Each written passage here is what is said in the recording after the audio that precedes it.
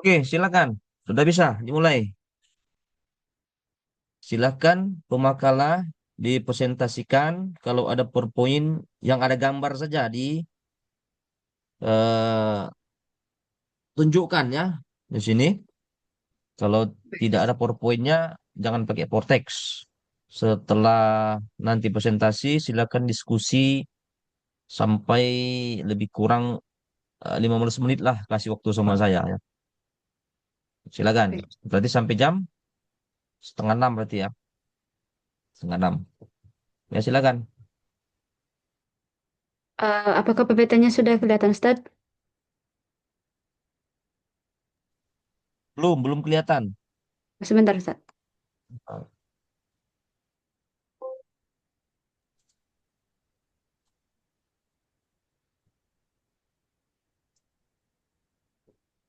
Oke, sudah kelihatan. Nah, Baik, bagus Ustaz. ini. Monggo. Baik. Langsung saja, terima kasih kepada Ustadz telah meluangkan waktunya dalam mendampingi kami proses pembelajaran pada hari ini. Baik, untuk pemakalan hari ini yaitu Hasnawiyah dan Ustazah Laila Fitriani. Langsung saja masuk pada pembahasan pada hari ini yaitu relevansi nilai penciptaan Nabi Adam terhadap pembentukan moralitas dan peradaban masyarakat Indonesia kontemporer.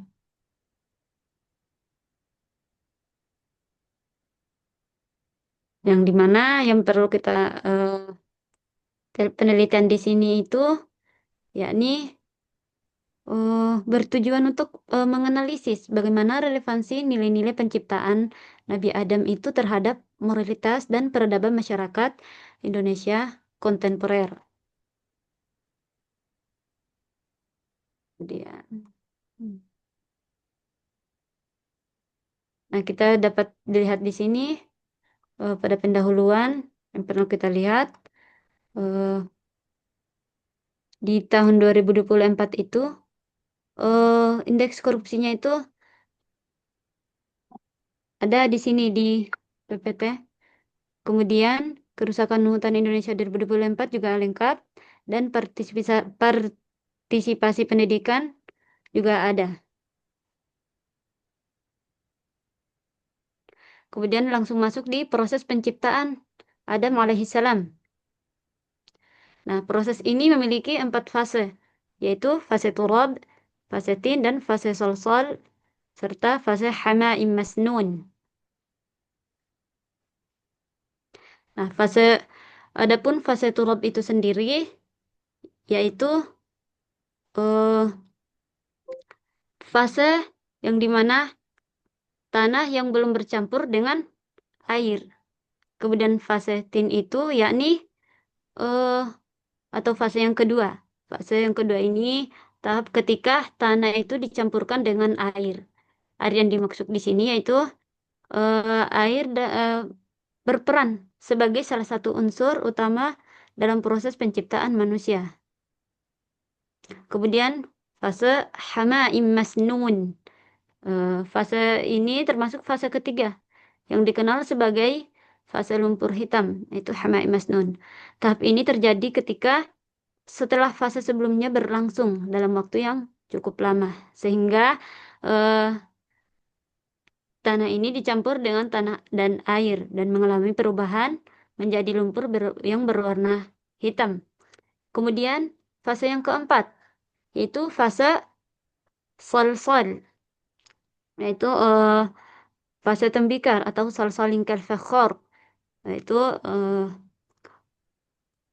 di mana fase ini yaitu dilakukan setelah fase ketiga selesai dan proses penciptaan berlanjut ke tahap selanjutnya yaitu saat ruh ditiupkan ke dalam sol-sol yang telah dibentuk menyerupai manusia. Namun pada fase keempat ini eh, baru ditiupkan dengan masih dalam bentuk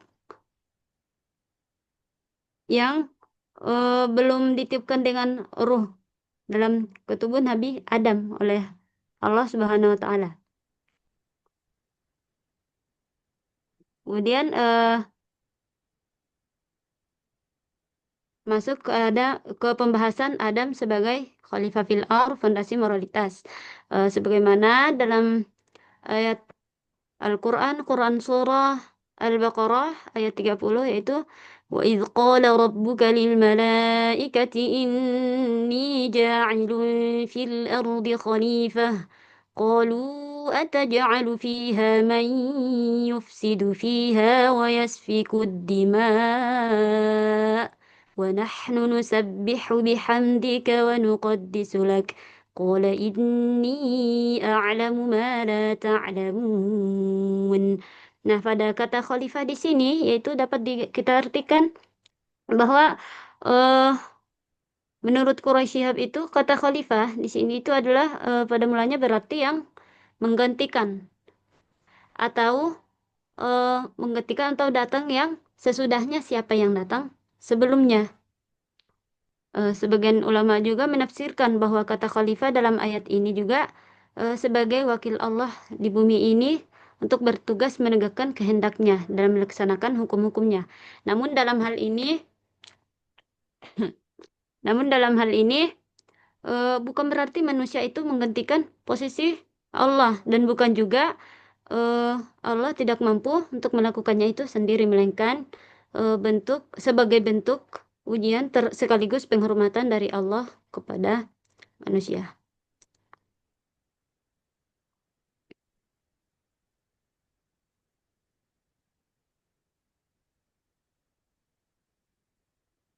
Kemudian sebagai khalifah Allah di bumi, Adam itu memiliki tanggung jawab sebagai pemimpin umat manusia untuk menegakkan hukum-hukum Allah serta mewujudkan kerukunan.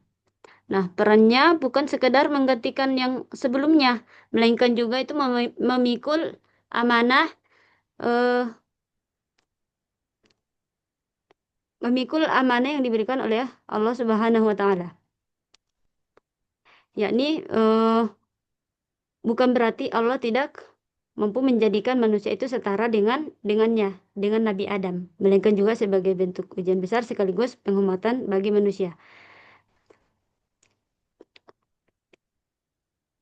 Nah, kemudian bagaimana cara mengaktualisasikan dalam Indonesia kontemporer, yaitu menandakan bahwa kepemimpinan ini adalah amanah ilahiyah, bukan sekedar jabatan ataupun politik.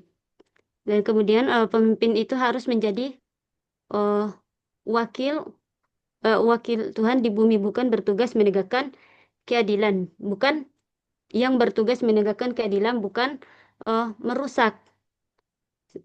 Dan pemimpin itu harusnya dalam keadaan sistem pemerintahan itu harus memiliki integritas moral dan kesadaran atau akan tanggung jawab sosial. Selanjutnya akan dijelaskan oleh Saudari Fitriani. Baik, syukron Ustazah Hasna.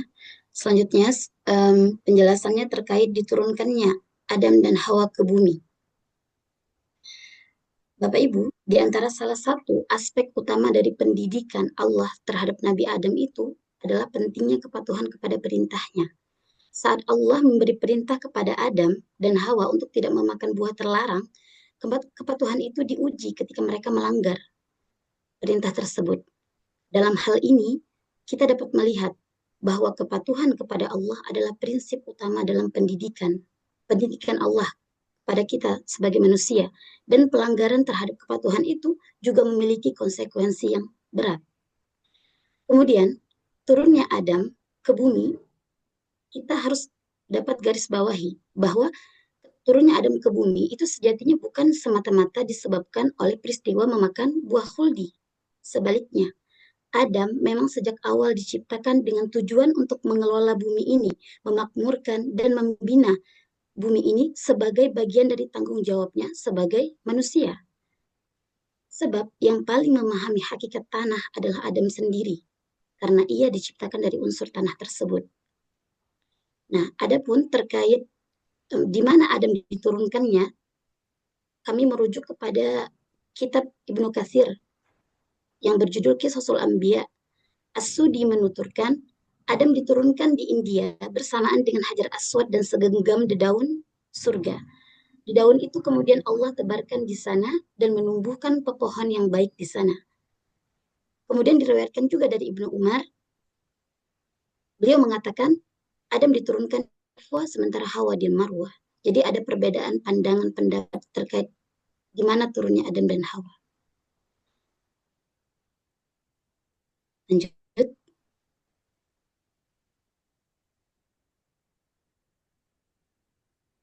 Berikutnya, pembahasan terkait Adam sebagai penerima ilmu atau dasar peradaban bagi manusia.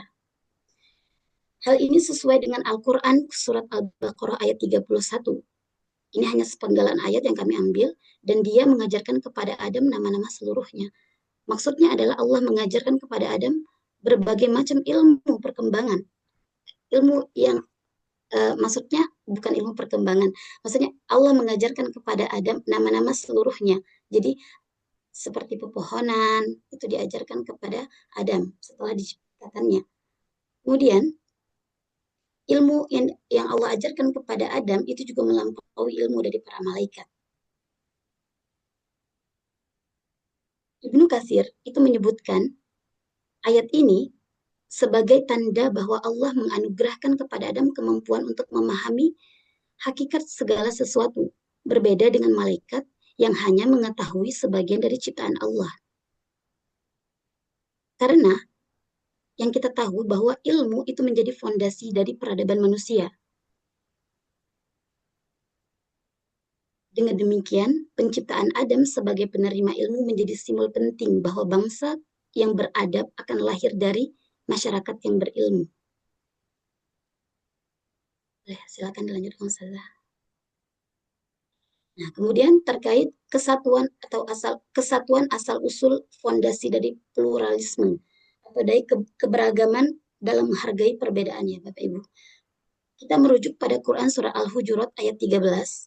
Di sini Allah menegaskan, Al-Quran menegaskan kesatuan asal usul manusia, yakni wahai manusia, sesungguhnya kami menciptakan kamu dari seorang laki-laki dan seorang perempuan, lalu kami jadikan kamu berbangsa dan bersuku-suku supaya kamu saling mengenal.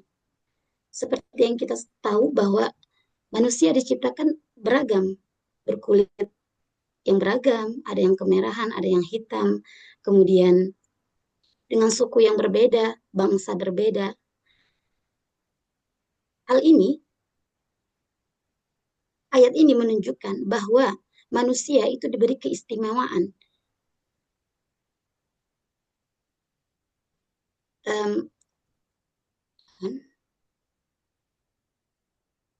Baik, kalau kita kembali kepada kisah penciptaan Adam dan Hawa, itu menjadi dasar persaudaraan secara universal sesuai dengan Al-Hujurat ayat 13. Yang meyakini bahwa manusia itu berasal dari nenek moyang yang sama, yaitu Adam. Sehingga perbedaan etnis, budaya, dan juga bangsa itu tidaklah menjadi alasan untuk saling merendahkan, tetapi untuk saling mengenal. Hal ini juga sangat relevan dengan kondisi masyarakat Indonesia saat ini sebagai bangsa yang multikultural. Perbedaan pandangan kita, kemudian perbedaan suku, ya Bapak Ibu ya, kita bisa lihat hal ini justru bukan untuk saling merendahkan. Perbedaan pendapat juga demikian. Meskipun berbeda pendapat, bukan berarti menjadikan kita saling merendahkan. Kemudian, dalam makalah kami juga sudah melampirkan dari Azyumardi Azra itu menunjukkan bahwa Islam Nusantara itu sejak awal berdialog dengan tradisi lokal. Jadi banyak kalau di Indonesia sendiri terkait tradisi yang berbeda. Bukan hanya terkait tradisi, bahkan di agama Islam sendiri kita juga memiliki pemikiran yang berbeda. Ada yang mazhab ini, mazhab itu. Nah, itu diantaranya. Ya, dilanjutkan Ustaz Hasna. Baik. Dari kisah penciptaan Adam, kita bisa lihat bahwa hal ini bukan hanya sekedar sejarah, melainkan pedoman hidup yang dapat kita aktualisasikan dalam berbagai aspek kehidupan. Di antaranya di sini kami lampirkan ada 4 poin. Yang pertama, kepemimpinan yang bermoral.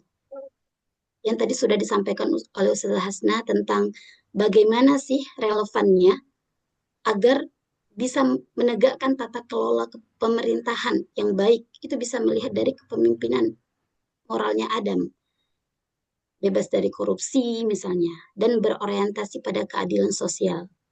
Kemudian yang kedua ada ilmu pengetahuan sebagai dasar pembangunan nasional. Nah, kalau kita berbicara tentang ilmu pengetahuan, tentu hari ini berhubungan erat terkait bagaimana Allah tadi menyampaikan ilmu kepada Adam. Nah, adapun untuk kembali ke Indonesia sendiri, itu bisa kita fondasikan agar generasi muda itu tidak hanya cerdas secara intelektual, tapi juga beretika. Dan pentingnya untuk meningkatkan kualitas pendidikan secara nasional dan mempunyai daya saing global. Yang ketiga, itu persaudaraan secara universal. Baik, hal ini tadi berhubungan dengan Quran Surah Al-Hujurat ayat 13, yang menjadi landasan etis untuk memperkuat toleransi, kerukunan umat beragama, dan juga harmoni secara sosial. Yang terakhir ada tanggung jawab ekologis. Tentunya Bapak Ibu kita ketahui bahwa manusia itu sebagai khalifah di bumi harus menjaga lingkungan, hidup dari segala bentuk kerusakan. Nah, dalam konteks ini Indonesia sendiri itu bisa kita lihat ya banyaknya kerusakan hutan, kemudian pencemaran, dan krisis iklim yang semakin parah. Karena itu, nilai dari penciptaan Adam dapat menjadi solusi untuk negara kita secara spiritual, moral, sosial, politik, dan juga ekologis. Kalau nilai ini diinternalisasikan, maka bangsa Indonesia akan memiliki fondasi yang kuat dalam membangun peradaban yang berkeadilan, berilmu, dan juga berkelanjutan. Next. Baik, kesimpulan dari makalah kami bahwa aktualisasi penciptaan Adam itu menjadi sangat penting dalam menghadapi tantangan moral, sosial, politik, dan ekologis bangsa Indonesia saat ini.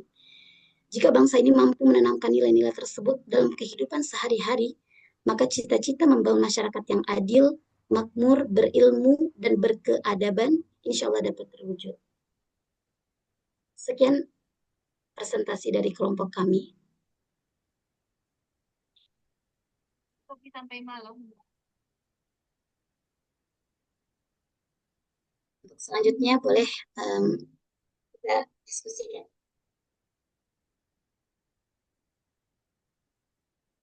Izin Ustazah, mohon ditunjukkan slide yang 2 terakhir ya, tadi 4 poin itu apa yang disinggung?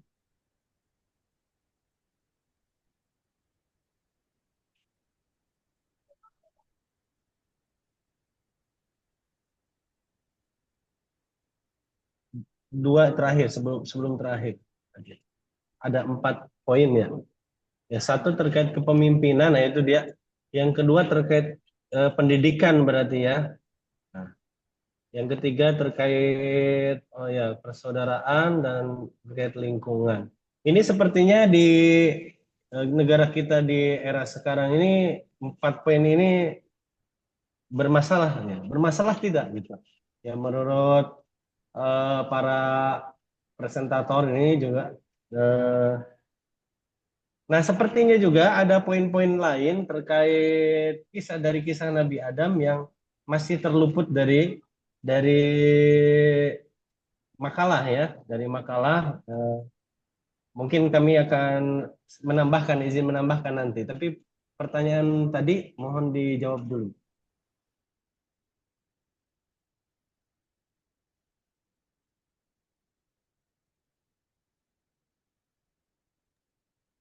Baik, Ustadz Muslih, ya, terkait bagaimana kondisi Indonesia saat ini dari keempat poin tersebut, apakah Indonesia sudah menjalankan gitu ya? Oke, baik. Sudah sesuai mengambil Sudah sesuai. ibrah dari pelajaran dari kisah Nabi Adam belum? Baik, jika kita melihat kondisi Indonesia pada saat ini dari kepemimpinan, kemudian masalah pendidikan yang terjadi pada saat ini, kemudian persaudaraan universal yang kadang-kadang juga terjadi benturan antara umat beragama gitu ya. Bukan hanya umat beragama tapi juga sesama agama juga terjadi benturan di situ. Kemudian tanggung jawab secara ekologis keempat-empatnya masih menjadi PR untuk negara ini. Itu jawaban saya.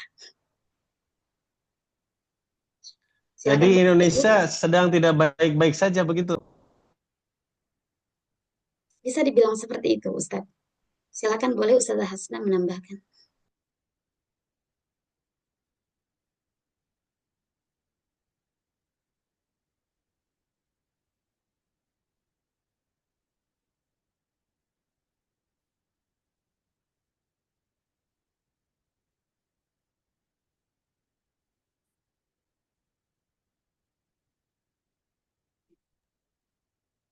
Silahkan, mungkin ada teman-teman yang lain Assalamualaikum. ingin menambahkan. Izin bertanya, Waalaikumsalam, Ustaz.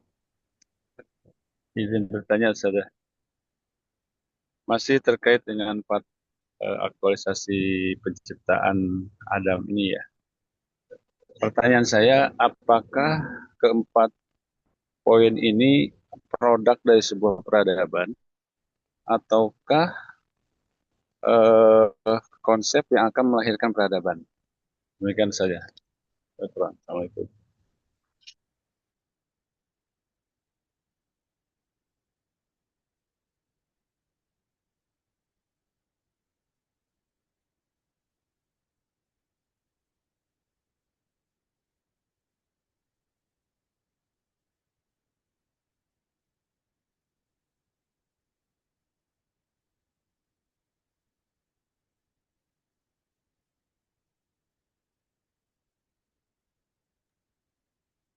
Mohon Ustadz Wijak bisa diulang pertanyaannya. Baik Ustazah, apakah keempat poin seperti kepemimpinan yang bermoral atau moralitas ya, kemudian persaudaraan yang universal dan selanjutnya ini eh, itu tuh produk dari sebuah peradaban ataukah sesuatu yang kita harus miliki agar kita menjadi mampu membangun sebuah peradaban? Begitu saja.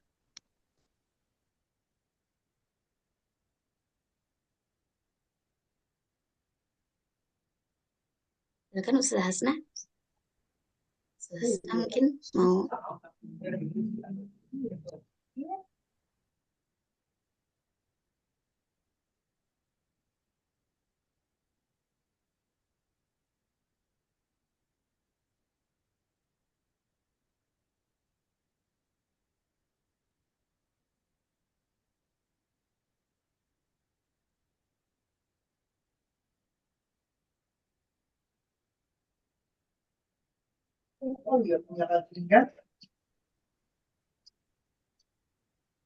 Izin, kan hanya kalau belum dijawab punya Pak Wija terkait ini nih Mbak Hasan dengan Mbak Laila. Ustazah, ada Ustazah Laila. Eh, Kalau yang referensi yang saya baca dari terkait perkembangan apa yang terjadi pada manusia itu ada dua, ada kebudayaan, ada peradaban gitu. Nah, yang empat ini eh, masuk di peradaban atau di kebudayaan gitu. Karena kalau moral seperti yang saya baca itu masalah moral adalah masalah kebudayaan. Sedangkan masalah peradaban itu lebih ke politik, ekonomi, teknologi begitu ya. Kalau tanggung jawab itu kan terkait ke moral juga ya. Kalau saudara universal itu juga moral. Nah ini mungkin bisa ada penjelasan mungkin terkait perbedaan dari peradaban dan kebudayaan.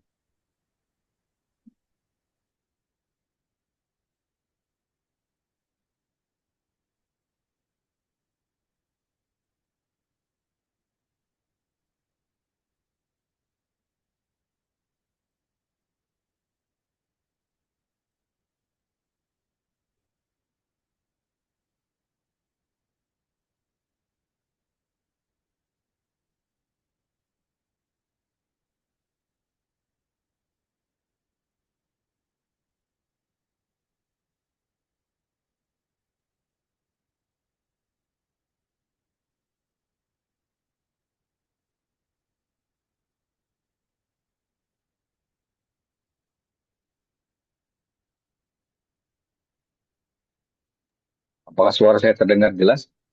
Ustaz Jasna, Ustazah Laila, putus ya? Ya Ustaz, Jelas, Dengar jelas, Ustaz. Ustaz. dengar jelas. Ah, siap, siap. Jazakallah, jazakallah ya.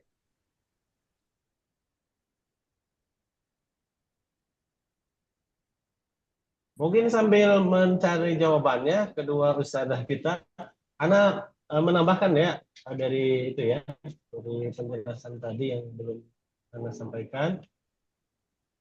Tadi sudah disebut terkait kepatuhan akan aturannya, bagaimana Nabi Adam memakan buah terlarang, kemudian diturunkan ke bumi. Nah, mestinya poin ini bertambah satu ya. Ya kan berarti harusnya ada kepatuhan hukum atau etika dan moral mungkin di situ poinnya. Ya. Karena itu berarti terkait mematuhi nilai-nilai moral, etika dan hukum ya. Itu berarti yang terluput menurut Anda dari penjelasan. Terkait mungkin tadi pertanyaan Pak Deden juga ya terkait kebudayaan dengan peradaban, mungkin dari kisah Nabi Adam yang bisa saya tambahkan ya, bahwasanya Nabi Adam dengan istrinya waktu setelah memakan buah tersebut tersingkap auratnya. Lalu keduanya mencari daun-daunan surga untuk menutupi auratnya. Nah itu berarti di antara bentuk ya, apakah kebudayaan atau peradaban di situ. Oh manusia beradab adalah mereka yang menutup aurat, ya kan? Jadi di zaman sekarang nih justru semakin ke sini aurat semakin dibuka berarti mundur ya, bukan semakin maju. Itu yang Ana masih belum tercover dalam penjelasan. Kemudian juga yang belum lagi terkait Adam dan Hawa ya, asalnya Adam diciptakan kemudian Hawa diciptakan dari tulang rusuk Adam kan. Itu juga harusnya jadi perhatian berarti ya. Dari situ bahwa peradaban manusia beradab itu ya Adam suami istri ya. Ada suaminya laki-laki, istrinya perempuan. Nah, ini berkebalikan dengan fenomena kekinian yang mana eh, pernikahan sesama jenis justru dilegalkan bagaimana itu? Nah, mungkin itu jadi pertanyaan juga untuk presentator kali ini. Bagaimana konsep Adam nih dipasangkan dengan istrinya Hawa, bukan Adam dengan siapa? Nah, itu saja mungkin.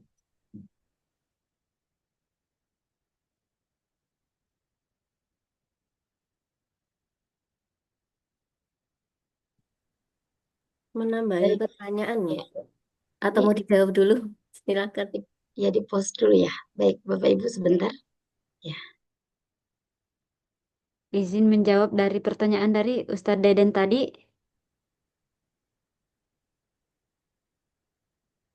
eh Ustadz Deden, boleh diulang pertanyaannya Ustadz untuk lebih jelasnya lagi? Iya, produk dari kemanusiaan atau manusia itu kan dua ya, ada kebudayaan dan peradaban. Nah ini saya melihat tidak belum terdefinisi tadi mana yang memang masuk di sebuah kebudayaan, mana yang sebuah suatu peradaban gitu ya, suatu kebudayaan dan kebudayaan. Karena kalau kita lihat definisi pakar yang pernah yang dulu kita pernah belajar di sekolah gitu ya, bahwa kebudayaan itu kan hasil cipta rasa dan rasanya manusia ya. Kalau ingat mungkin dulu kalau nggak salah dikutip dari siapa yang terkenal tuh budayawan kita tuh eh, Kuncoro Ningrat kalau nggak salah. Nah kemudian tapi peradaban eh, adalah suatu hal yang berbeda lagi dari kebudayaan gitu ya. Nah ini mungkin yang bisa dibahas lebih clear supaya nanti emang kaitannya dengan Adam kemudian dengan profetik peradaban yang tadinya kalau ngomong profetik kan peradaban yang mengacu kepada kenabian gitu. Nah ini mungkin yang eh, biar bisa clear lagi antara kebudayaan dan peradaban yang dimaksud itu. Itu mungkin Ustazah. Afwan kalau agak panjang.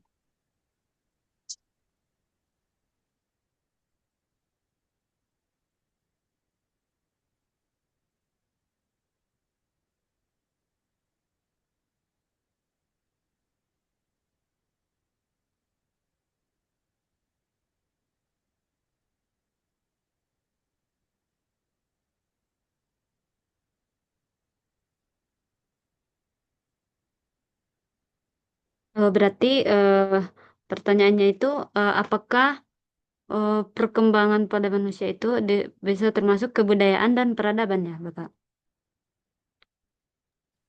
Betul. Oke, baik. Melihat dari 4 eh, bagian ini yaitu kepemimpinan moral, ilmu pengetahuan, persaudaraan universal, tanggung jawab dan tanggung jawab ekologis. Nah, memang pada keempatnya ini itu bisa dikatakan indikator perkembangan kebudayaan dalam peradaban manusia. Karena dengan semakin majunya kesadaran dan penerapan nilai-nilai, eh, manusia itu mampu menciptakan masyarakat yang adil, yang maju, harmonis, dan berkelanjutan yang sehingga untuk lebih bertujuannya utama itu dari perkembangan budaya dan peradaban yang bisa dikenang lebih lama lagi atau sepanjang sejarah, peradaban yang sepanjang sejarah. Mungkin ada yang ingin menambahkan, saya persilahkan. Menurut anak, persaudaraan universal itu lebih ke kebudayaan daripada peradaban. Yang lainnya mungkin masuk. Peradaban itu lebih ke hukum, politik, mungkin teknologi, ilmu pengetahuan. Ustaz.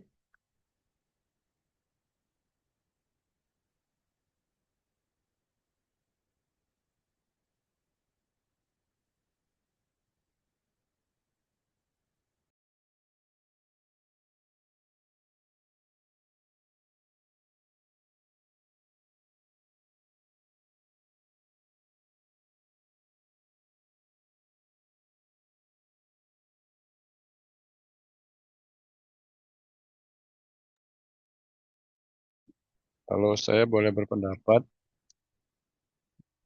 poin 4, poin 3 ya, persaudaraan universal itu menurut saya sih lebih ke produk peradaban ya, produk peradaban. Karena eh, untuk membangun relasi yang lintas ras, suku, bangsa, keyakinan, ini pasti membutuhkan basic pemikiran yang sangat ini ya, sangat kokoh, mendasar lah. Jadi pasti sesuatu yang berbasis ke eh, apa namanya fondasi yang ter, yang mendasar, fundamental. Terima kasih.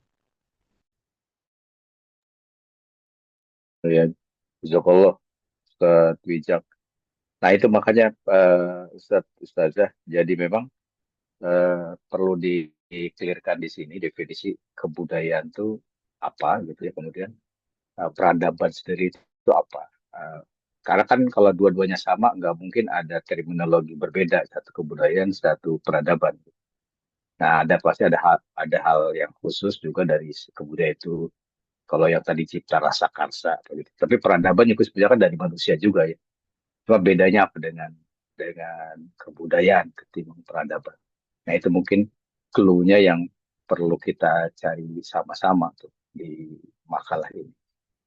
Mungkin dari saya begitu. Silakan. Menyambung ya pertanyaannya ya, karena ini berkaitan dengan eh, penjelasan Ustadz Deden tentang peradaban. Jadi kalau saya tadi mendengarkan presentasi dan membaca makalah itu belum menemukan peradaban yang dibangun oleh Nabi Adam. Jadi tiba-tiba melompat gitu tentang penciptaan, kemudian langsung ke peradaban Indonesia saat ini. Kalau menurut saya, alangkah lebih runtutnya kita disuguhkan dulu bagaimana Adam sebagai makhluk pertama yang diciptakan Allah turun ke bumi, mengelola bumi ini. Nah, jadi peradaban yang dibangun oleh Adam itu seperti apa dan bagaimana. Jadi kita eh, tidak langsung melompat gitu ke peradaban atau di Indonesia.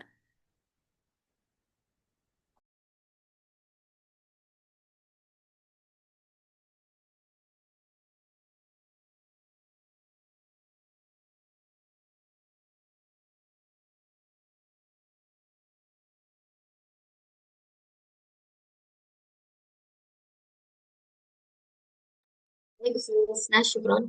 Sebenarnya.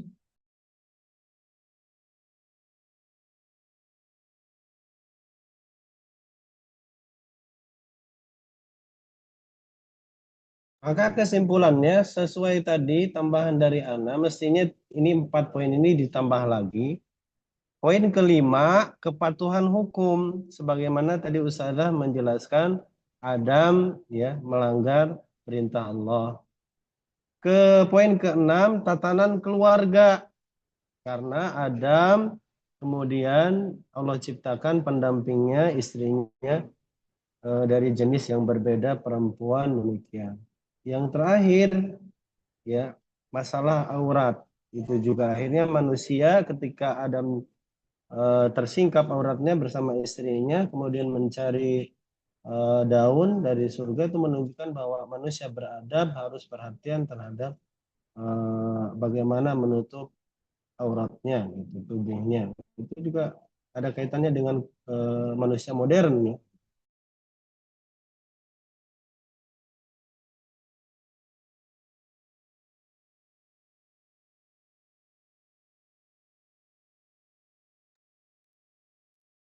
Izin satu lagi Ustazah. Menarik sekali tadi yang disampaikan oleh Ustazah Fatmawati ya. Fokus untuk bagaimana kepemimpinan Nabi Adam dijadikan sebagai kajian untuk melihat sejauh mana peradaban dibentuk oleh atom di masa beliau.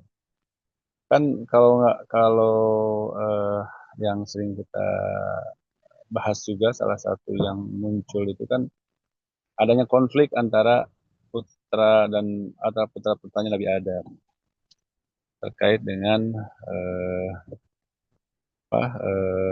yang Habil dan Qabil itu ya, yang dinikahkan. Kemudian salah satu tidak setuju lah dengan pasangannya itu, kemudian melahirkan sebuah konflik. Nah, mungkin juga ini bisa menjadi topik pembahasan bagaimana kepemimpinan Nabi Adam menyelesaikan konflik tersebut. Karena saya sendiri belum belum belum tahu ya keterlibatan Nabi Adam dalam menyelesaikan konflik itu. Yang tahu itu kan dari ayat-ayat saja terkait dengan kisah itu. Demikian.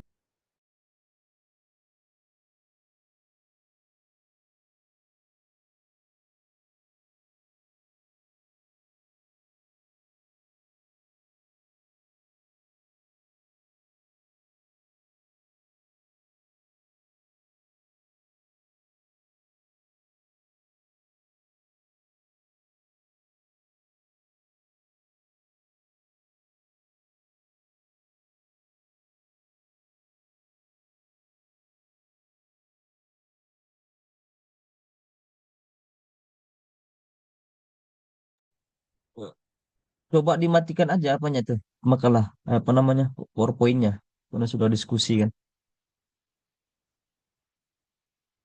Oke, silakan lanjut.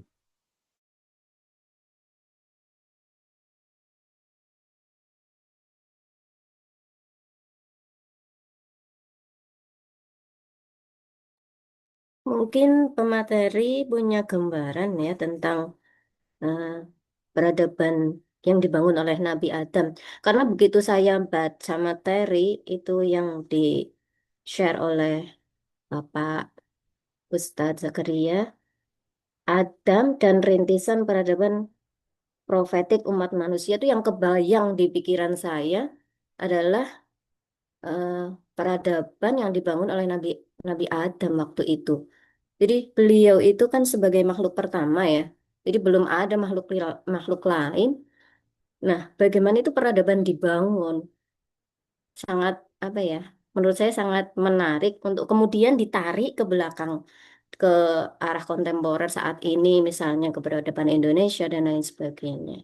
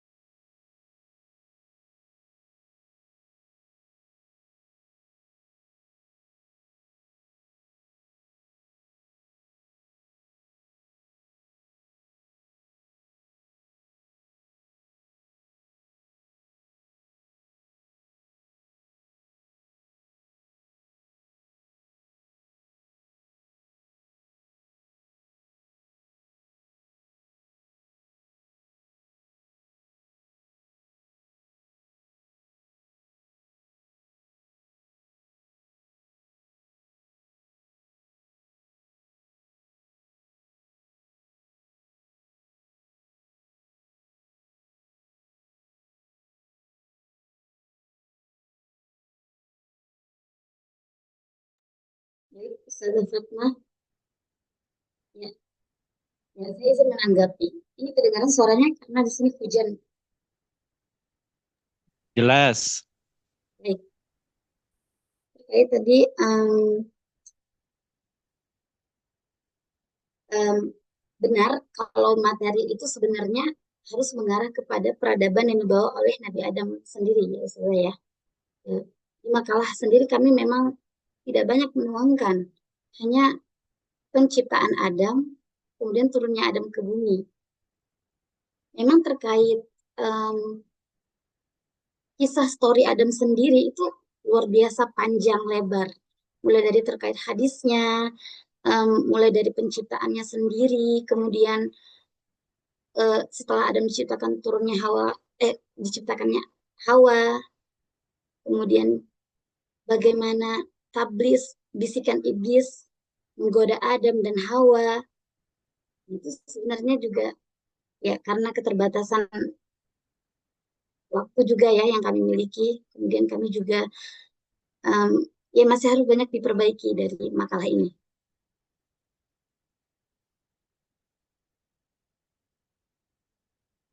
Ya. Adapun terkait kebudayaan dan juga peradaban, itu juga menjadi catatan bagi kami ya, Bapak Ibu.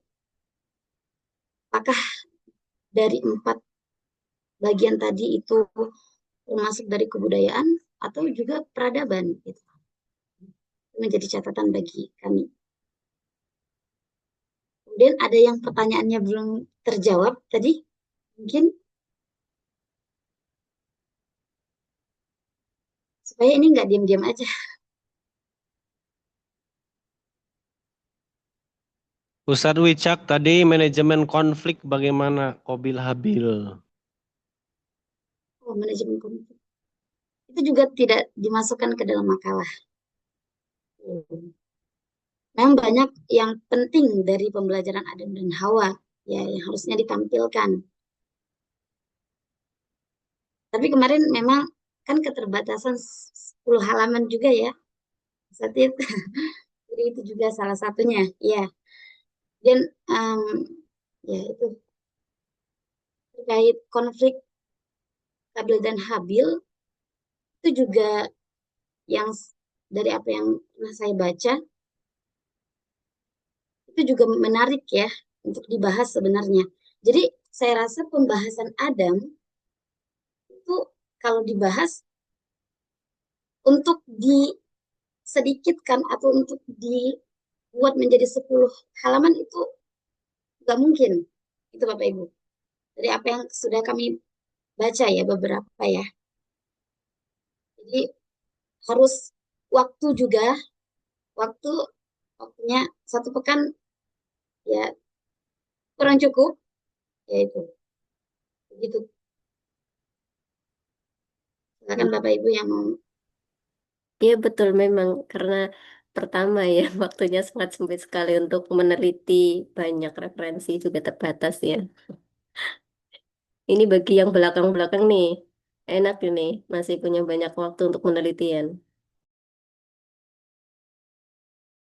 Terkait pertanyaan Ustazah Fatmawati, ya bagaimana Nabi Adam membangun kebudayaan dan peradaban, ya mungkin yang terbayang oleh saya pertama itu bagaimana Nabi Adam itu ketika istrinya Hawa melahirkan itu selalu satu apa kembar gitu, ya laki-laki perempuan.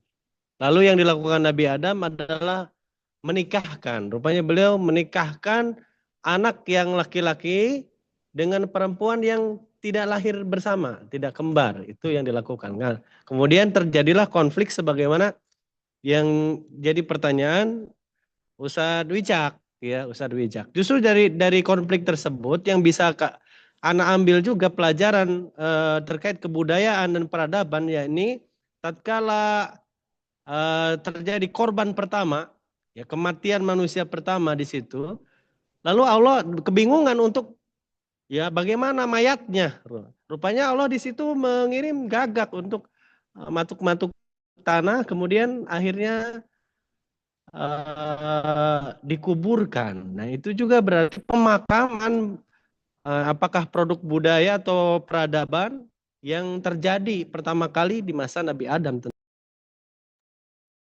Nah, begitu yang saya maksudkan, Ustadz. Jadi, kalau Nabi Adam itu kan menikahkan putranya itu juga atas apa dinamanya ya, wahyu, wahyu dari Allah, atas perintah Allah menikahkan putra-putrinya itu seperti ini itu atas nama atas perintah Allah begitu. Jadi peradaban yang dibangun itu juga selalu mendapat pendampingan atau pengarahan dari Allah gitu. Bukan Nabi Adam sendiri murni melakukan apa membangun peradaban itu, tapi atas bimbingan gitulah ya dari Allah. Nah itu benar Ustadz Muslih yang saya maksudkan.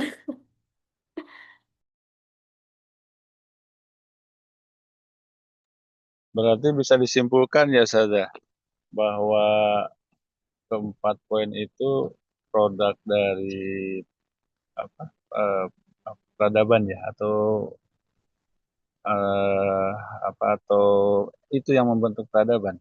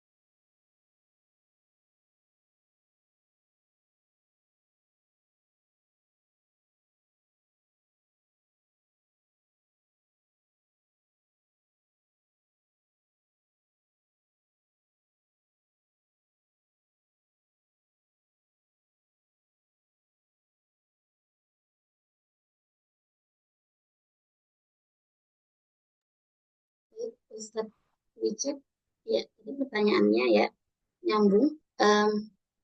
Saya izin menyambung bahwa tadi disebutkan apakah peradaban itu yang membentuk, apakah kebudayaan itu yang membentuk peradaban atau sebaliknya gitu ya, ya Ustadz Wicek? Ya baik. Jika dilihat dari 4 poin tadi, kita mm, menurut saya ya, yang membentuk itu adalah peradaban. Jadi peradaban yang membentuk kebudayaan. Silakan Bapak Ibu yang mau menanggapi.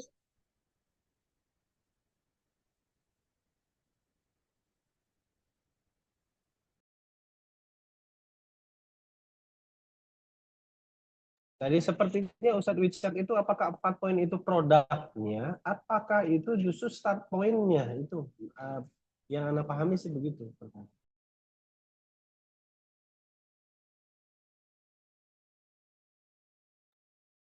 Oh, pertanyaannya apakah 4 poin tadi adalah produk dari peradaban? Begitu, ya Ustadz ya? Ya betul Sada.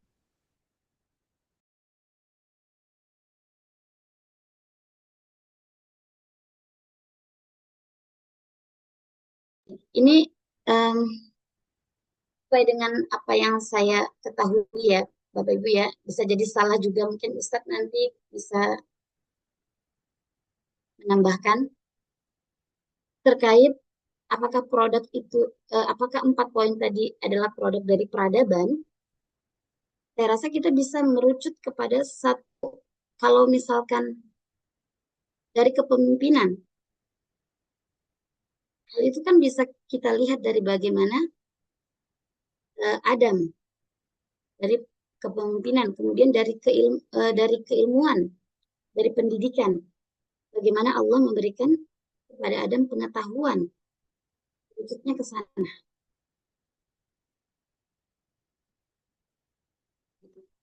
Silakan ditanggapi, Ustaz.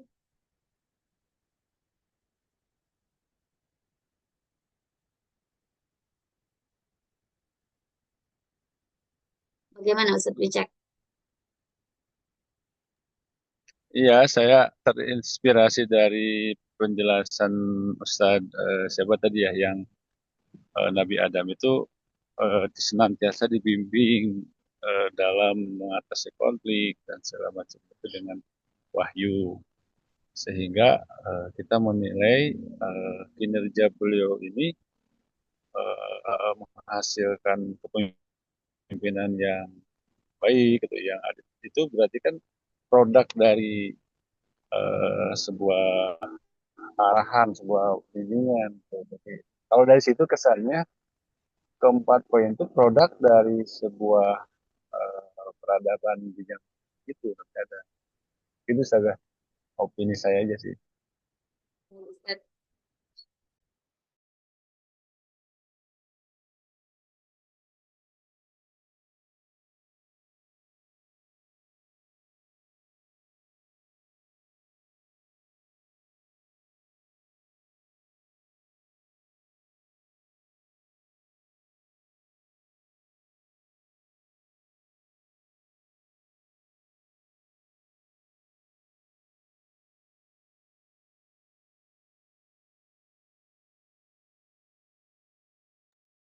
Mungkin ada lagi dari Bapak Ibu lain?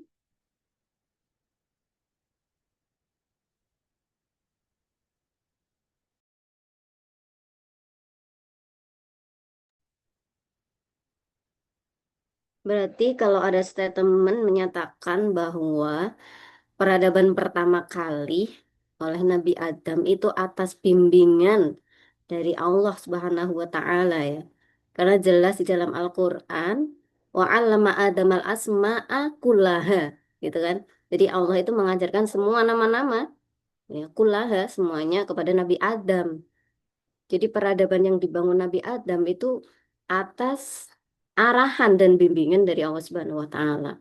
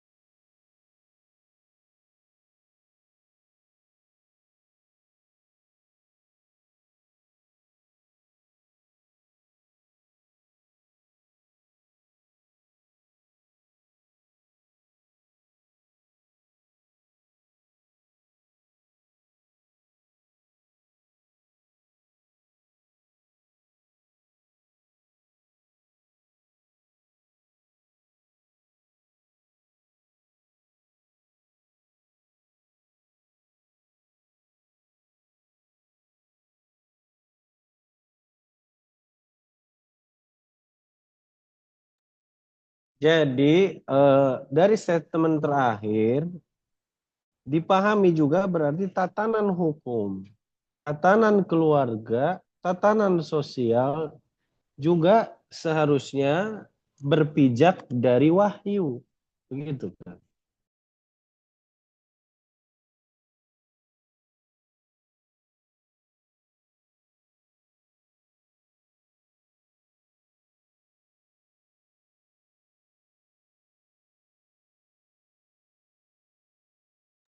Jadi pertanyaan lanjutan, kenapa Allah terus mengirim Nabi dan Rasul setelah Adam? Nah, apakah ada kerusakan tatanan kehidupan? Nah, betul itu. Nyambung terus sampai ila akhiri nabi yang terakhir gitu ya.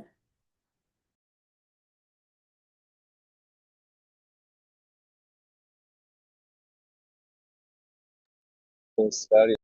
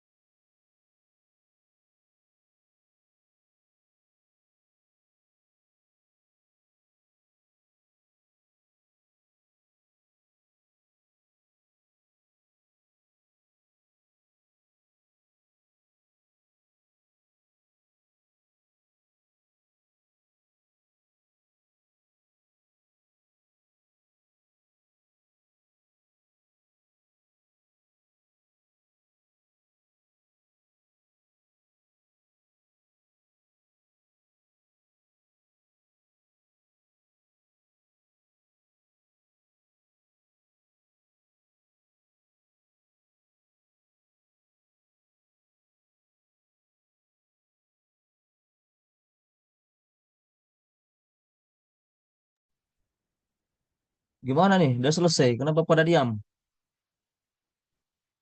Ada apa? Apakah diskusi dalam hati? Apa gimana nih? Orang diam semuanya. Cari, cari kesempatan, kasih kesempatan yang lain, Ustaz.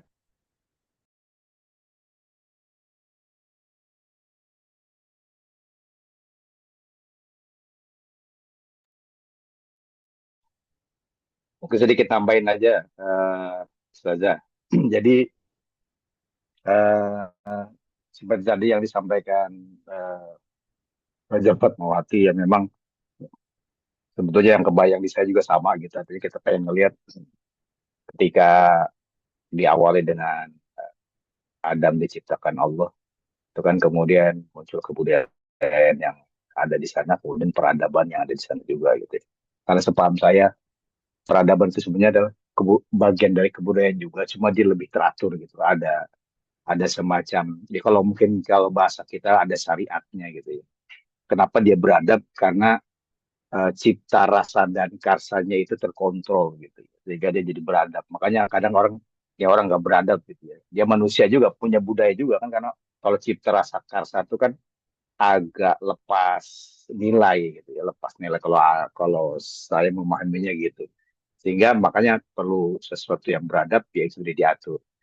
Nah, makanya tadi setiap peristiwa tadi yang sempat di, di apa di breakdown sama atau dijabarkan sama Ustaz Musli, bahwa dari mulai bahkan itu ditanya ke Ustaz Wijak gitu ya, emang jadi relate gitu, jadi nyambung bahwa setiap peristiwa di eh, Nabi Adam, mulai dia diciptakan, kemudian mulai dia diturunkan ke bumi, kemudian beradaptasi dengan bumi, kemudian punya anak, dan seperti itu kan episode-episode yang semuanya cipta rasa karsa Adam dan Hawa beserta anak-anaknya, tapi terus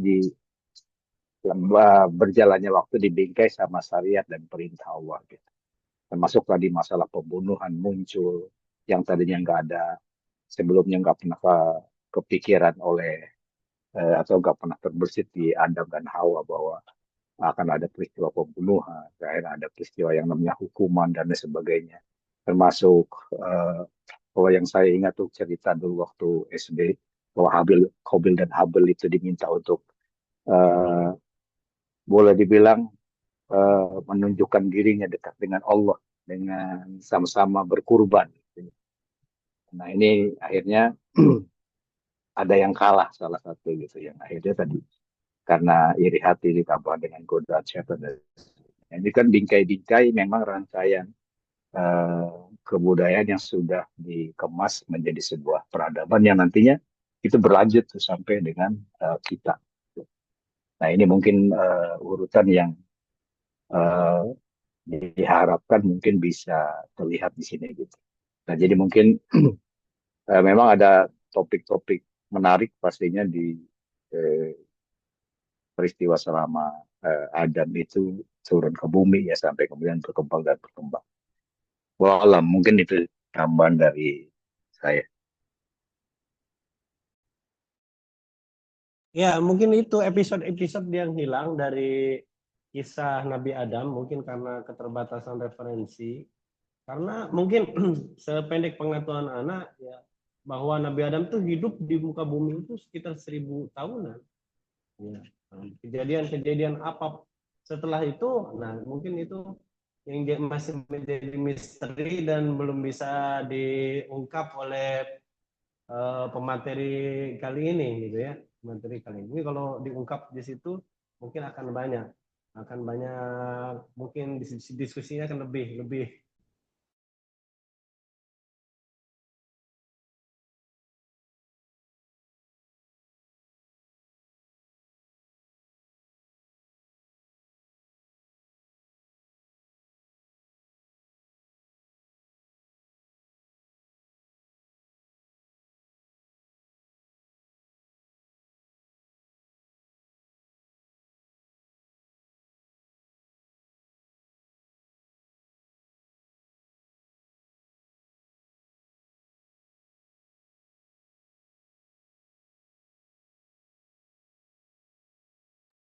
Silakan mungkin teman-teman yang lain bisa menambahkan lagi.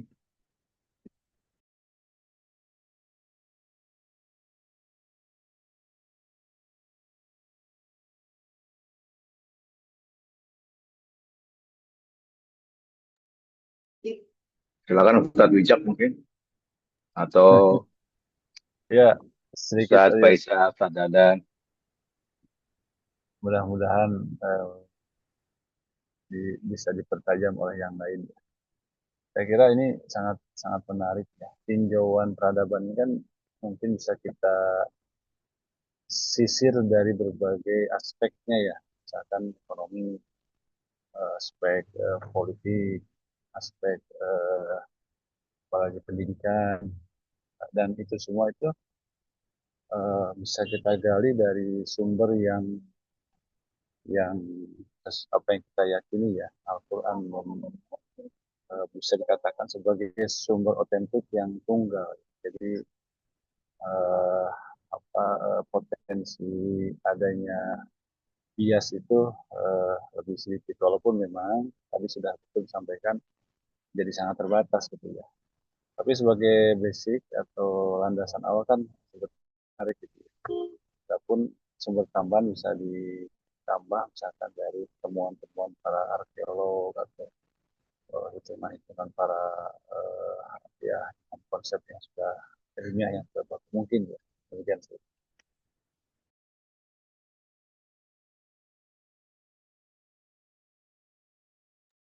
Ustadz Faisal kayaknya mau ngomong. Udah pegang-pegang pening.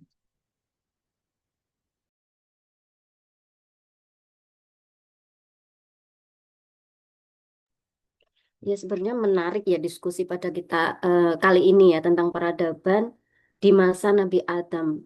Itu sangat beragam sekali mulai dari ibadah, kemudian dari ilmu pengetahuan sampai ke eh, bangunan atau pembangunan Seperti Ka'bah itu kan dibangun oleh Nabi Adam ya, pertama kali atas perintah Allah. Itu juga termasuk peradaban. Bagaimana beliau menyusun batu-batu itu menjadi suatu kiblat untuk menunaikan sholat dan juga ibadah haji. Kemudian juga untuk ketahanan pangan misalnya, yang namanya manusia kan butuh makan. Jadi peradaban yang dibangun oleh Nabi Adam pada saat itu adalah bercocok tanam. Nah, sangat luas sekali sebenarnya ya pembahasan kita tentang peradaban. Jadi dilihat dari berbagai perspektif itu sangat menarik seharusnya. Mungkin teman-teman bisa menambahkan nih peradaban apa saja yang bisa kita gali dari eh, masanya Nabi Adam.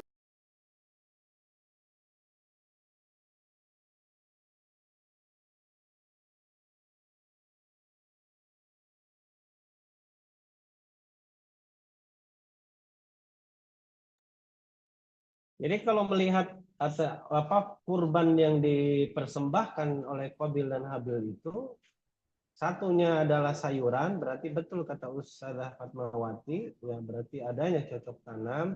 Satunya lagi adalah dengan berkurban kambing yang bagus-bagus. Yang diterima itu kebetulan ya kambing tersebut. Nah, itulah jadi sabab musabab terjadinya pertikaian. Berarti bukan hanya cocok tanam, peternakan termasuk sudah ada di zaman Nabi Adam.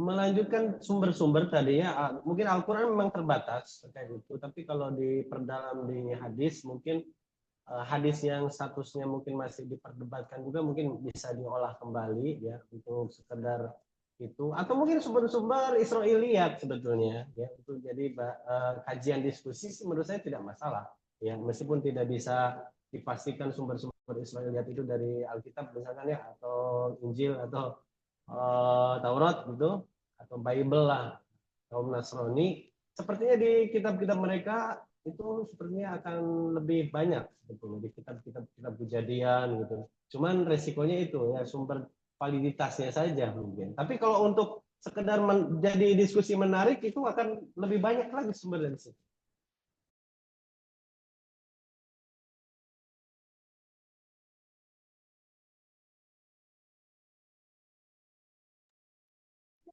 Saya saya saya pernah baca tafsir terkait dengan penciptaan Nabi Adam ini. Dan ada satu penjelasan ketika apa saja ya, ketika ada pemufasir yang menjelaskan terkait nama-nama asma itu. Dan ada yang menafsirkan itu termasuk tembikar. Wah, rasanya mufasir ini bisa menyatakan itu kan mungkin tidak sembarangan lah ya berdasarkan penelitiannya. Tapi menarik juga sampai disebutkan nama tembikar itu pun diangkat di tafsirnya.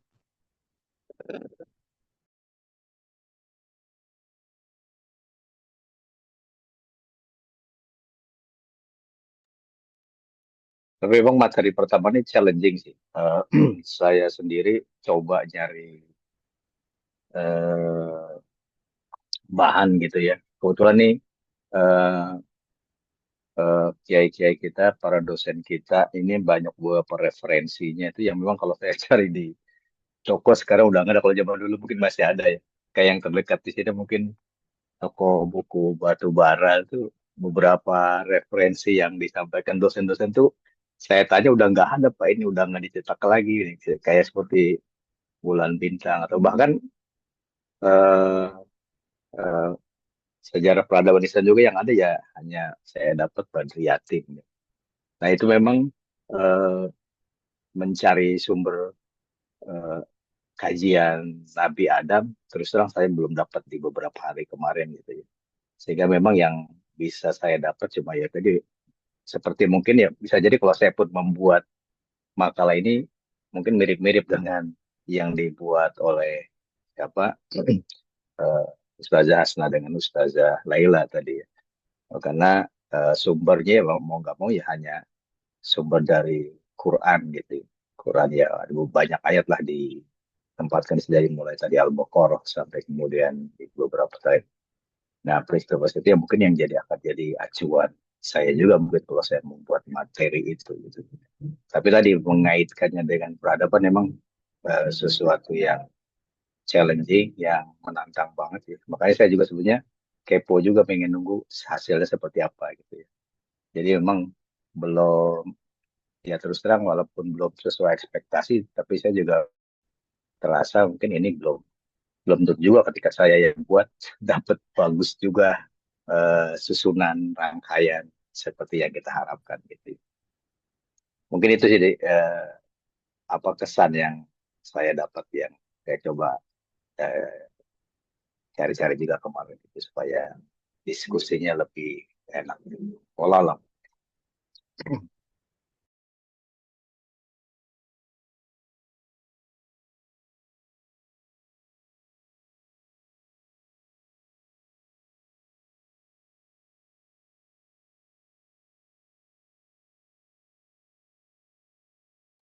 Padahal mungkin dari Ustazah Asna dengan Ustazah Lela ada yang mau ditanggapi mungkin.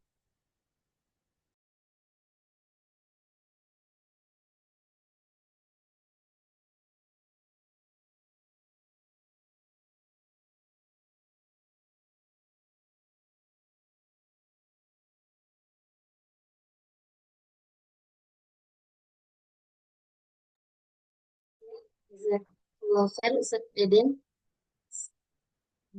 Tadi.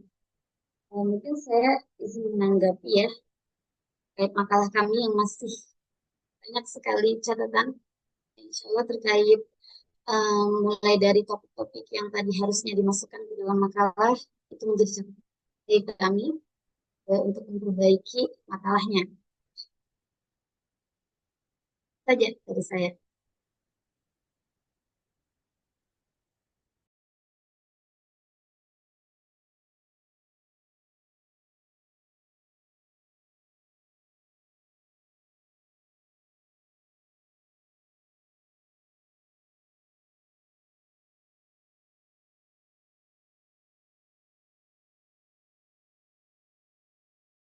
Ustazah Laila mungkin bisa di paragraf-paragraf akhir dimasukkan terkait, karena ini sejarah ya, apa Nabi Adam itu menurut sumber yang ditemukan di tahun umur berapa, di mana makamnya mungkin ya, itu mungkin bisa jadi tambahan ya terkait informasi dari Nabi Adam kan awalnya diciptakan, jangan lupa mungkin kapan beliau wafat mungkin atau di mana ya. Setidaknya ada informasi meskipun tidak banyak.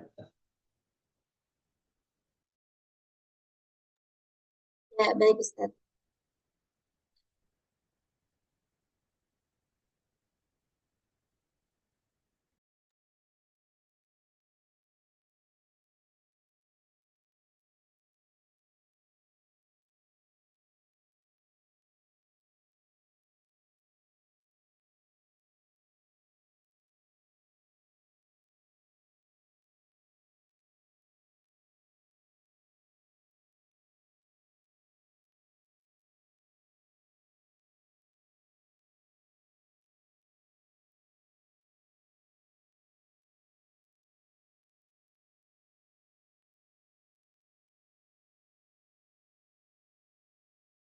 Satu lagi yang menarik dari Nabi Adam itu berdasarkan hadis itu, beliau itu tingginya 60 hasta, sekitar 30 meter. Ya.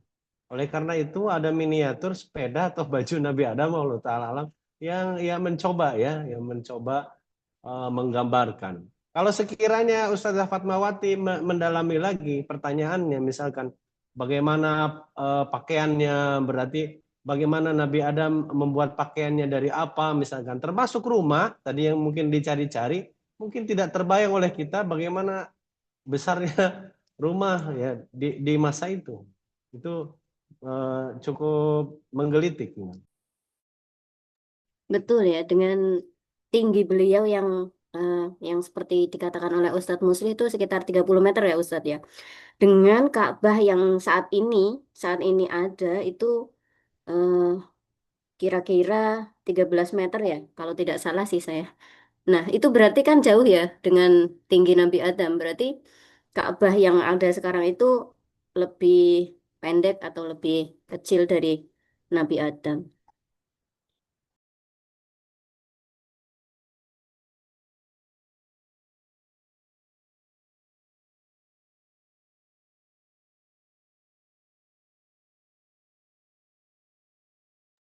Nah, padahal kan Nabi Adam itu nabi pertama yang menunaikan ibadah haji. Waktu itu dibangun Ka'bah juga atas perintah Allah untuk melaksanakan ibadah haji. Jadi, saya itu membayangkan bagaimana Nabi Adam itu tawaf gitu ya dengan Ka'bah yang eh, dengan ukur beliau yang lebih tinggi gitu. Yang lebih menggelitik sebetulnya kalau dikaitkan dengan apa yang dipahami oleh orang-orang sekarang sebagai dinosaurus, ya kan? Yang mana tinggi mereka sangat tinggi. Kalau kita bandingkan dengan Nabi Adam, mungkin itu hanya sekedar kadal saja. Nah, betul.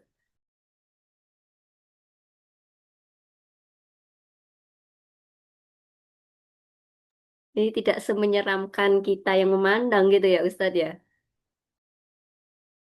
Iya, kalau fosil-fosil itu ditemukan misalkan tingginya hanya 5 meter, 7-10 meter, itu tidak ada apa-apanya dibanding manusia ya di zaman itu. Kiranya kalau dipahami itu sezaman, mungkin tidak sezaman Allah.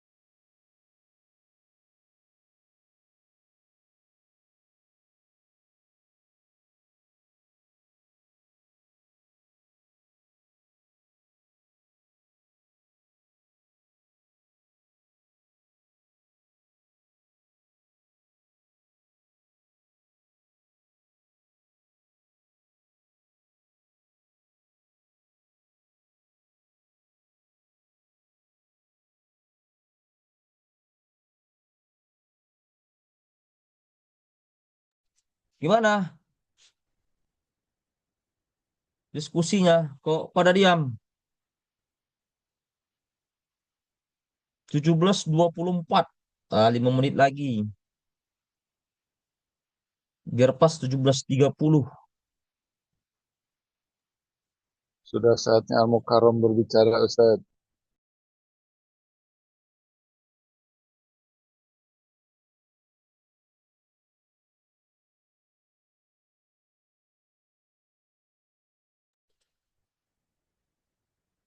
Hasnah, gimana Hasnah?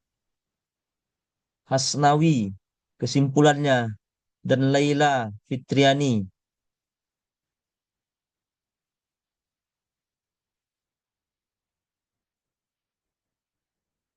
Relevansi nilai penciptaan Adam terhadap pembentukan moralitas masyarakat Indonesia kontemporer.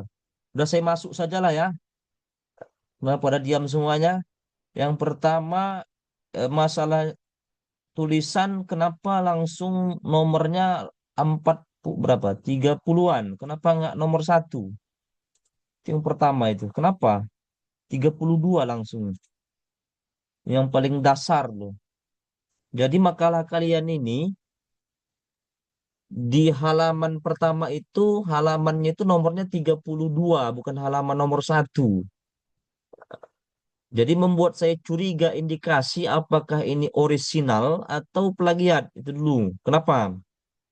Izin jawab Ustadz. Hmm. Afwan Ustadz, mungkin itu lupa diganti kemarin karena itu mengikut dari template Ustadz. Template dari Al-Burhan, dari TU Ustadz. Tapi ini orisinal karenanya. Insya Allah Ustadz. Yang Sama saya Ustadz. sarankan kemarin di ujung dari halaman itu ada apa namanya Turnitin kenapa nggak ditampilkan?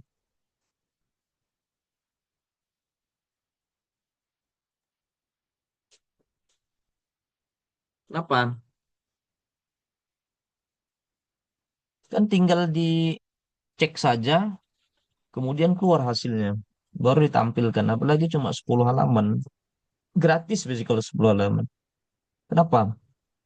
Afwan Ustadz, kirain pas yang ininya Ustadz, pas yang UAS Ustadz. Jadi yang hari ini nggak dicantumkan Ustadz, yang Nah, plagiasinya. untuk yang akan datang, Rabu akan datang di halaman terakhir itu coba ditampilkan hasil cek Turnitinnya ya. Berapa persen ya? Kalau di bawah 30%, 10%, 20% masih di atas 30% tidak diterima ya. Berarti ya ada indikasi dia plagiat. Gitu. Oke, saya simpulkan saja ya lah ya. Berangkat dari mana menyimpulkannya ini? Masyarakat Indonesia. Indonesia. Bicara tentang Indonesia, kalau bicara tentang Adam, kita tidak bisa lepas dari Indonesia. Ada penelitian yang menarik di Indonesia ketika Indonesia ini masih dijajah oleh Belanda. Sekitar abad 18-an lah ya. 18-an akhir atau 19 awal. Ya 18-an lah, 1800-an berapa. Seorang peneliti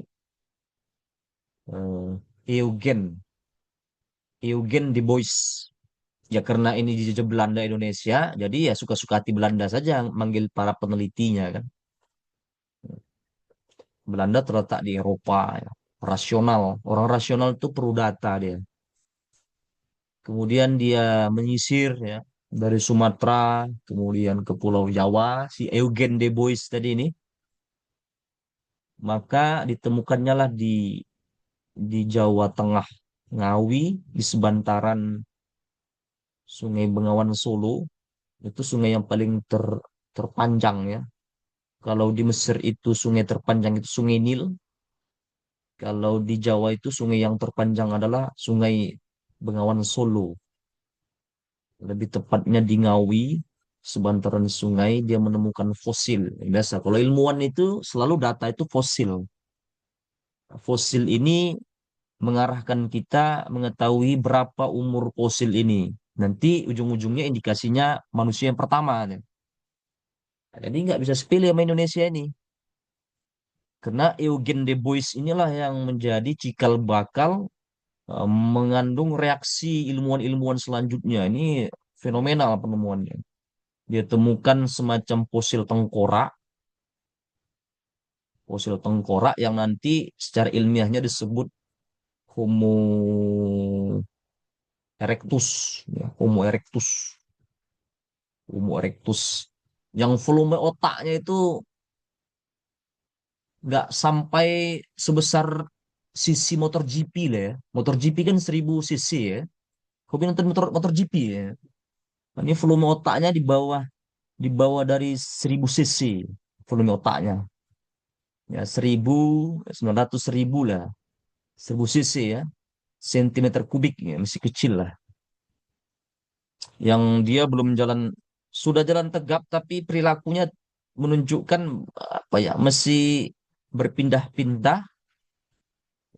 Ya lebih ke mirip apa lah ya, kera tapi sudah nggak mirip lagi, hampir hampir sudah berjalan tegak lah ya, tapi agak-agak sedikit bungkuk. Kemudian ditemukan lagi ada volume otaknya lebih besar tuh di atas 1000. Penelitian itu fosilnya ditemukan di Maluku. Hasil fosil itu kemudian disebut Homo sapiens. Sapiens itu yang sudah cerdas, yang sudah modern lah. Dapat dikatakan Adam ini merujuk kepada keturunan Homo sapien yang sudah cerdas, jalannya tegap, tidak membungkuk lagi. Ya, seperti Homo erectus sudah agak sedikit tegap tapi masih bungkuk gitu. Ada yang lebih bungkuk lagi. Ini berarti kan kalau masa transisinya Homo sapiens itu ya Adam yang kita kaji sekarang ya kalau dalam bahasa teologinya Adam dari turab. Ya. Tapi beda nih antara ilmu pengetahuan dengan agama itu kan berbeda jauh. Agama itu dasarnya keyakinan. Kalau bahasa bahasa apa namanya? Bahasa bahasa Italianya apa bahasa Italia lu? Istilahnya bahasa Italia. Bahasa Yunaninya apa namanya? Kalau Sanskerta itu bahasa Indo Indo apa namanya? Indo Afrika Latin, Indo Latin, Indo Eropa. Kalau Italia apa namanya? Latin. Bahasa Latin. Latin. Bahasa Latin ya Italia. Bahasa Latinnya itu Credo ut Intellegem. Itu kalau agama itu. Credo ut Intellegem. Yang namanya beragama ini harus percaya dulu. Baru ilmu pengetahuan tuh belakangan ngikutin. Yang sudah itu fitrahnya agama. Karena agama itu kadang sulit. Meskipun belakangan orang membantah ya, menggojol. Enggak harus pakai otak dulu. Nggak bisa. Agama itu tak perlu dia pembuktian. Yang paling penting tuh keyakinan. Karena kalau butuh pembuktian itu harus ada jelas, tampak di situ. Tuhan. Ya, sempat disuruh mana bukti data ada Tuhan. Nggak mungkin kita. Tuhan kita nggak tahu rumahnya di mana, alamatnya di mana, bentuknya gimana. Nggak tahu kan. Kita harus memunculkan keyakinan dulu. Credo intellegum. Ya yakin aja, percaya.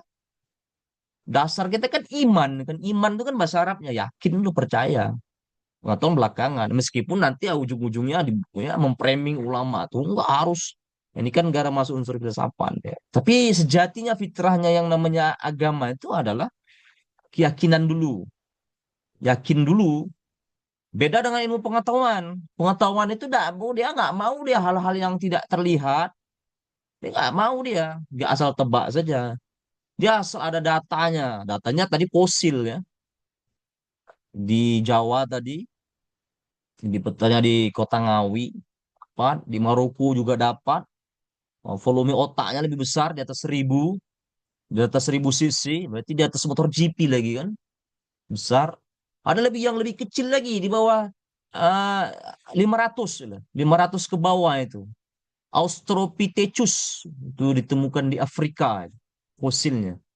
Nah, itu udah membungkuk banget jalan tuh, membungkuk itu. Udah kayak memang betul-betul kera benar. Dan ini nanti akhirnya abad 18 juga ada karya yang fenomenal ya, masuk Nobelity ya, yang teori apa? Evolusi itu. The Origin of Species-nya siapa itu? Darwin. Yang banyak mengandung reaksi orang agamawan ya, Islam, Yahudi. Oh, ini nggak bener nih, masa manusia dari monyet nih. Nah, ini orang agamawan itu yang dia mendasarkan dulu keyakinan dulu, nggak mau dia membuktikan fosil. Paling banyak itu yang nggak bicara pada saat itu ya ustadz, pendeta, rabai, yang mereka tidak punya apa ya, tidak punya kemampuan untuk meneliti seperti orang yang meneliti ilmuwan gitu, yang fosil itu. Jadi nggak ketemu nih. Makanya ketika Darwin mengeluarkan evolusi itu, The Origin of Species, yang banyak marah itu ya para uh, klerik ya. Klerik itu kan bahasa Latinnya itu orang-orang spiritual. Ya kalau dalam kalau kita Islam tuh ustadz, kiai, "Oh, apa itu masa manusia dari monyet," katanya. Ini kena nggak jelas itu. Kemudian pendeta juga mengatakan begitu. Nah ada itu. Yahudi juga rabai bukan begitu. Jadi banyak ya, yang mengandung reaksi yang menyerang Darwin ini. Bahkan sampai sekarang pun kalau kita dibilang siapa keturunan monyet, saya juga nggak mau bilang. Tapi ini penelitian begitu gitu. Dasar mereka itu adalah yang terlihat itu. Antara mitos dan logos. Agama itu masuk ke mana? Agama itu masuk kepada mitos. Ilmu pengetahuan itu logos. Antara mitos dan logos ini dari dulunya ya bersaling bersaing kan. Saling bersaing. Apakah bisa Pak digabungkan antara mitos dan logos? Bisa. Tapi ada satu sisi-sisi yang memang tidak bisa digabungkan gitu. Salah satu kayak Tuhan itu gimana kita membuktikan butuh Tuhan? Ya harus yakin aja. Keyakinan. Agama itu adalah keyakinan gitu. Ini yang mengindikasikan bahwasanya Adam itu adalah Homo sapien, Homo yang tercerdaskan. Merujuk kepada ayat 30 Al-Baqarah, ternyata Tuhan itu memang pernah, kalau dibilang pernah gagal, nggak mungkin Tuhan ya, apa bahasanya ya? Karena ayat 30 ini enggak indikasinya memang Tuhan, apakah itu skenario Tuhan membuat begitu, ya proses penyempurnaan, bisa jadi bahasa satu itu. Bahasa kedua itu ya memang gagal gitu. Kayak dulu misalnya Windows itu, Windows berapa dulu pernah gagal? Windows 7 atau Windows 8 ya. Bill Gates itu pernah gagal menciptakan Windows 7 apa 8 gitu. Sekarang sudah Windows 11 kan. Windows 11 atau 10 sekarang. Windows berapa sekarang? Nah, intinya dulu Tuhan itu menciptakan itu dalam Al-Baqarah itu pernah produk gagal. Aku ciptakan ketika Iskolo Rabbuka lil Malaikah itu kan 30, 31, 32, 33 itu kan cerita tentang makalah sekarang itu ya. Adam ini, profetik ini. Eh, Banyak yang protes ya. Protes di situ adalah makhluk malaikat ya. Termasuk juga iblis. Kalau bahasa filosofnya itu antara banality dan original itu. Banality dan original. Kalau yang banality di situ kan malaikat ya, ya mengikuti aturan lah. Banyak protes tuh. Kenapa kau ciptakan gini? Oh, jangan protes kau. Kira-kira Tuhan ngomong gitulah. Aku ini pokoknya menciptakan tuh yang lebih keren dari makhluk sebelumnya. Ini alamu malah tak lamun kan. Aku tuh lebih tahu lah dari apa yang aku ciptakan ini. Kalau dulu memang ada makhluk seperti manusia ini, ya memang kerjanya yupsit. Itu kan bahasanya yupsit di situ ya. Yupsit apalagi di situ. Waya spikut dima, ya, ya ngancurkan bumi lah. Kemudian ya bertikai, berperang, menumpahkan darah. Ini memang karakter orang-orang Homo erectus ya. Apalagi yang Australopithecus tadi itu ya. Berkelompok-kelompok berburu untuk mendapatkan oase itu memang bertikai. Itu. Memang hobinya begitu. Karena otaknya masih kecil. Belum ada etika di situ. Belum ada norma di situ. Sementara agama itu adalah, agama itu kan bahasa Sanskerta itu. A itu tidak, gam itu adalah lari, kacau, tidak kacau. Ya karena manusia ini awalnya kacau gitu kan. Agama, tidak, gam, kacau, lari. Ya coba itu bahasa bahasa Sanskerta itu. Agama tidak kacau. Manusia ini memang aslinya ya kacau. Ya kalau dalam ayat Al-Baqarah 30 itu ya memang yupsit wa pikut dima itu. Jadi Tuhan seolah-olah mengasih tahu nih, udahlah nggak usah banyak ngomong bantah ini, pokoknya uh, keren lah sekarang nih makhluk kuciptakan ini. Dia lebih pintar. Kalau bahasa tadinya sapiens lah ya. Homo sapiens ditemukan di Maroko. Ini yang mengindikasikan bisa jadi inilah nenek moyang Nabi Adam itu ya sekarang itu Homo sapiens itu. Lebih keren lah pokoknya ini. Kemudian dari sini ada ide yang dimunculkan tadi orisinal dan banality. Orisinal ya. Fitrah kita, orisinal manusia itu beda lagi nanti. Ada orisinal, ada genuine. Apa beda orisinal dan genuine? Tapi terlalu panjang. Orisinal, orisinal itu ya fitrah kita itu ya bebas lah ya, nggak mau diatur. Ya begitulah fitrah manusia itu. Dia nggak mau dengan aturan. Atau dalam bahasa bahasa Inggrisnya apa itu? Curiosity lah ya. Curiosity itu rasa penasaran yang sangat tinggi, itulah fitrah manusia. Loh kenapa seperti itu? Ya karena Tuhan ngasih ilmu. Wa'alamal Adam asma. Tadi ada kata-kata asma tadi itu. Yang katanya tembikar apa itu? Betul nggak tembikar asma itu? Wa'alamal Adam asma kullaha itu kan. Diajarkan ilmu pengetahuan. Di makalah juga begitu dia. Ya. Diajarkan ilmu pengetahuan pertama. Jadi ilmu pengetahuan diajarkan Tuhan itu kepada makhluk satu ini yang diciptakan ini, yang banyak protes makhluk pada saat itu, membuat dia bebas berpikir, orisinal ya. Bebas berpikir dia, liberal. Sampai-sampai dibilang Tuhan tuh. Di ayat 30, 31, 32 itu pokoknya cerita tentang Adam semua itu. Adam, jangan kau dekati ini, pohon ini. Kalau kau dekati, fatakuna minaz zolimin. Kau akan jadi orang zolim. Tapi karena dia bebas fitrahnya, ya, orisinal, itulah manusia itu. Kreatif, inovatif, menentang. Pokoknya tidak ada aturan sama dia. Ya meskipun di situ diembel-embel ya. Dikasih di situ ada perempuan yang menggoda dia sehingga dia tergoda untuk mendekati pohon tersebut. Tapi jelasnya bahwasanya dia penasaran. Loh, kenapa Tuhan ini melarang aku untuk mendekati ini pohon?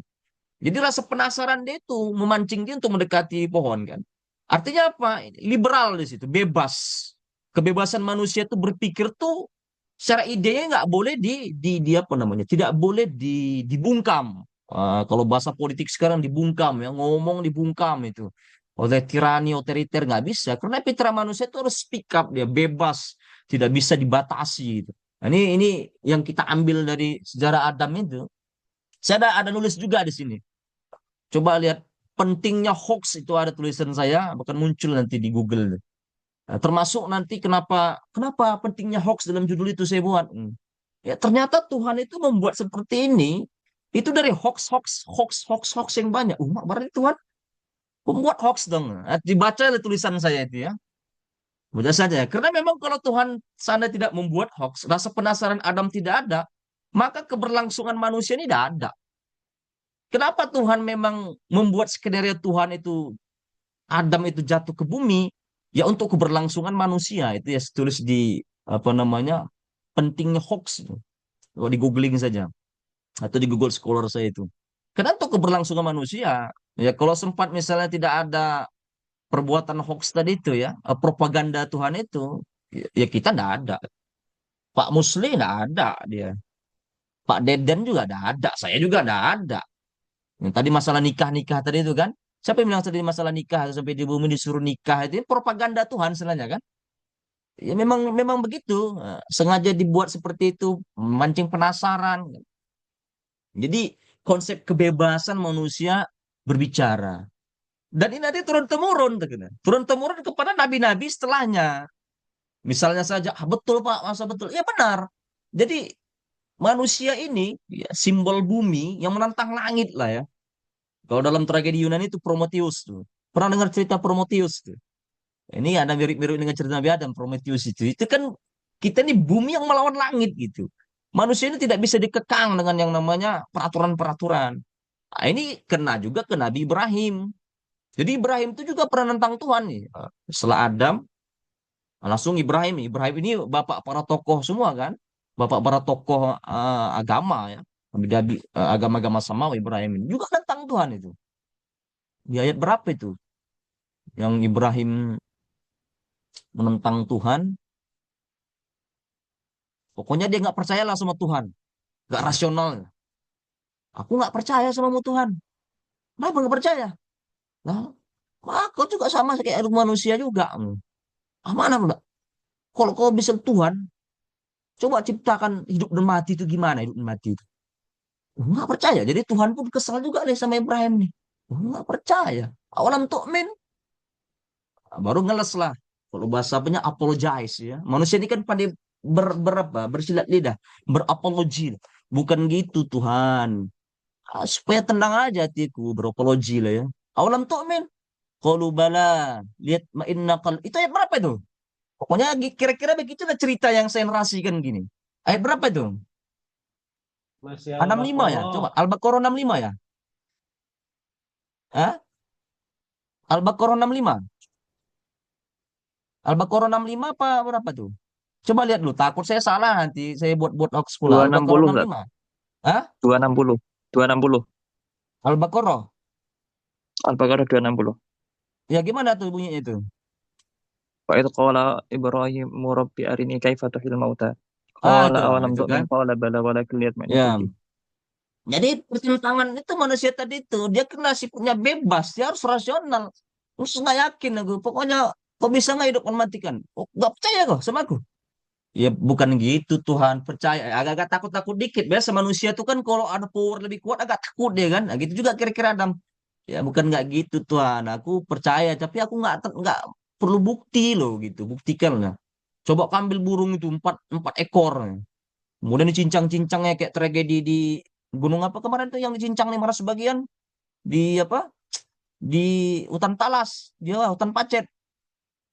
Mana tuh yang kemarin cincang-cincang itu?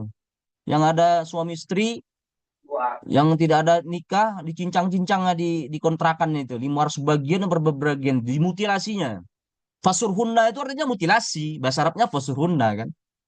Nah, itu dicincang sampai 500 bagian tulang-tulang semua, ambil semua empat burung itu, cincang itu.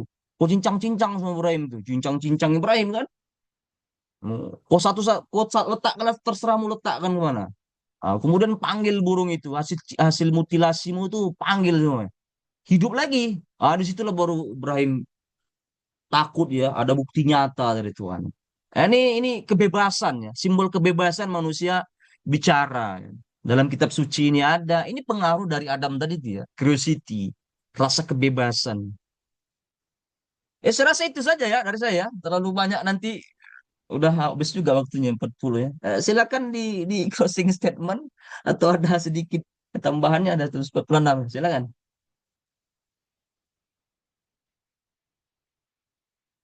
Closing statement. Makalah.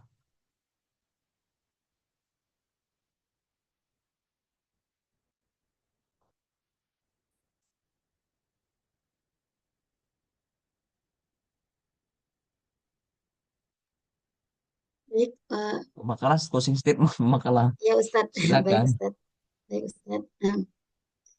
Uh, Jazakallah khairan Ustadz, Ustadz ya Dr. Zakaria atas pemaparannya terkait dengan makalah kami yang masih banyak yang harus diperbaiki terkait halaman, kemudian turniti yang belum ditampilkan, insya Allah akan segera direvisi.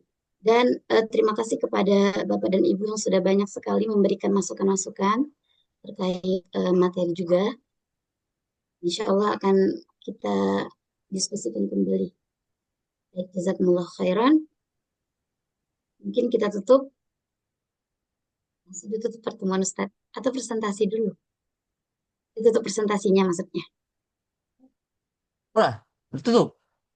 Oh, Kalau iya. sudah tutup, dipoto ketua kelas. Bentar, Ustaz. Dah, dihitung 1, 2, 3 ya ketua kelas. Nah, Ustaz. 1, 2, 3. Udah? Sudah, Ustaz. Udah di-share di grup? Nah, Ustaz. Oke, terima kasih. Ketemu lagi kita di hari Rabu depan ya. Dengan judul apa temanya? Adam, setelah Adam berarti Nuh. Nuh ya. Cerita tentang Nabi Nuh. Assalamualaikum warahmatullahi wabarakatuh. Waalaikumsalam Waalaikumsalam warahmatullahi warahmatullahi wabarakatuh. wabarakatuh. Jazakallah khair.